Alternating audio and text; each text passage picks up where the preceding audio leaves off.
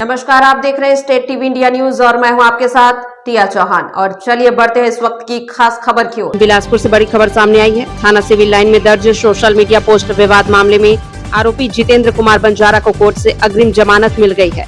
अदालत ने सख्त शर्तों के साथ जमानत मंजूर की है। मामला एक नजर में जानिए। बिलासपुर के सिविल लाइन थाना क्षेत्र में अपराध क्रमांक 179/26 धारा 196, 296, 299, 302, 351, 352 भारतीय न्याय संहिता। आरोप सोशल मीडिया पर पोस्ट वीडियो वायरल कर समाज में वैमनस्य फैलाने का आरोप। वही अब जमानत के बाद जितेंद्र बंजारा का बयान। जमानत मिलने के बाद जितेंद्र बंजारा ने पुलिस कार्रवाई पर सवाल उठाते हुए कहा, मुझे न कोई नोटिस दिया गया, न ही अपना पक्ष रखने का मौका। बिना सुने ही एफआईआर दर्ज कर दी गई। क्या यही न्याय है? एफआईआर को एक तरफा बताते हुए उन्होंने रिपोर्टकर्ता डॉक्टर संजय बंजारे और बसंत अंचल पर राजनीतिक संरक्षण का आरोप लगाया। कुछ लोग सिर्फ मोहरा हैं। असली लड़ाई उस विचारधारा से है जो समाज को जाति और धर्म के नाम पर बांटना चाहती है। मेरी लड़ाई किसी व्यक्ति या समाज के खिलाफ नहीं, बल्कि उस सोच के खिलाफ है जो संविधान को कमजोर करती है। हम सब एक हैं, सामाजिक कार्यों में साथ रहे हैं। भारतीय संविधान हर नागरिक को अपने विचार और धर्म के साथ जीने का अधिकार देता है।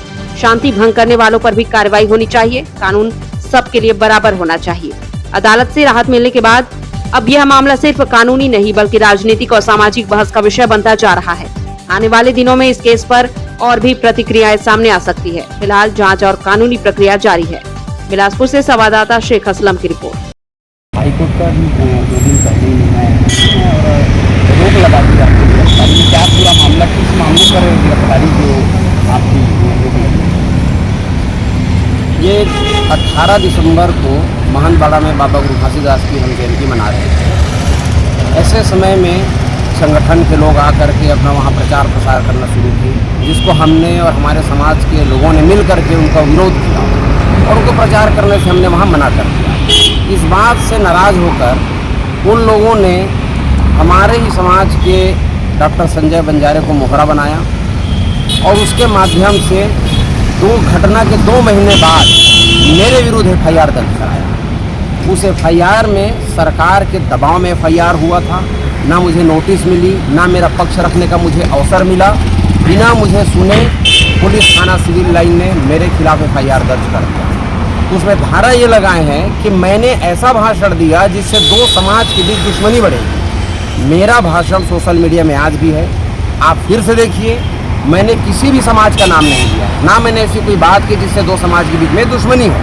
लेकिन इन्होंने रिपोर्ट लिखाकर इस बात को साबित कर दिया कि आरएसएस एक समाज है जिसमें सतनामी समाज या अन्य समाज के लोग शामिल नहीं हैं। इन्होंने एफआईआर में साबित कर दिया, क्योंकि इस संगठन का विरोध करना मतलब एक समाज का विरोध करना होता है, जबकि ऐसा नहीं है। एक संगठन है और हजारों संगठन है भारत देश के अंदर, और हर कोई किसी न किसी संगठन से जुड़ा है और दूसरे संगठन की विचारधारा का विरोध करता है। तो देखने में यह है कि जो भी एफआईआर आपके ऊपर होती है किसी भी मामले को लेकर, तो अधिकतर जो शिकायत करता है वो यही लोग ज़्यादा नजर आते हैं। ये देखिए, ये डॉक्टर बसंत अंचल, डॉक्टर संजय बंजारे, ये आरएसएस के मोहरे हैं। डॉक्टर बसंत अंचल जिला संचालक रहा है आरएसएस का।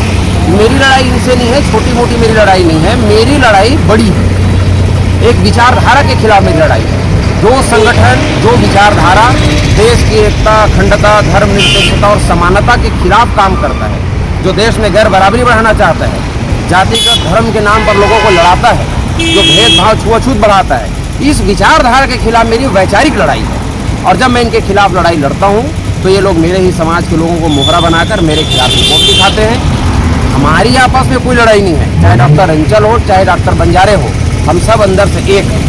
और जो भी हम काम करते हैं, सामाजिक काम, हम सब मिलजुल करके आपसी सहमति से करते हैं। वो बात अलग है कि राजनीति के लालसा में लोग किसी न किसी संगठन से जुड़े हुए हैं, वैसे ये लोग भी जुड़े हुए हैं, लेकिन हमारी आपस में सारे समाजों के लिए क्या विचारधारा है आपके? मैं हर किसी से यही कहना चाहता हूँ कि हमारी लड़ाई वैचारिक होनी चाहिए, विचारधारा के खिलाफ लड़ाई लड़नी चाहिए, ना किसी व्यक्ति के खिलाफ लड़ाई। मैं एक संगठन के विचारधारा के खिलाफ लड़ाई लड़ता हूँ, ये लोग मेरे खिलाफ लड़ते हैं, मेरे खिलाफ एफआईआर करते हैं। हमको सबको देश के संविधान के अनुरूप चलना चाहिए, और देश का संविधान कहता है कि आप किसी भी जाति, धर्म, समाज के रहने वाले हो, आपको अपना धर्म स्वतंत्र रूप से मानने का अधिकार है, अपने समाज के विकास करने का काम करने का अधिकार है, और आपको संगठन बनने का अधिकार है। परंतु दूसरे के संगठन में, दूसरे के जयंती के कार्यक्रम में जाकर इस तरह से आपको खलल डालने का वहाँ न्यूसेंस करने का, वहाँ पर बवाल करने का अधिकार आपको नहीं है।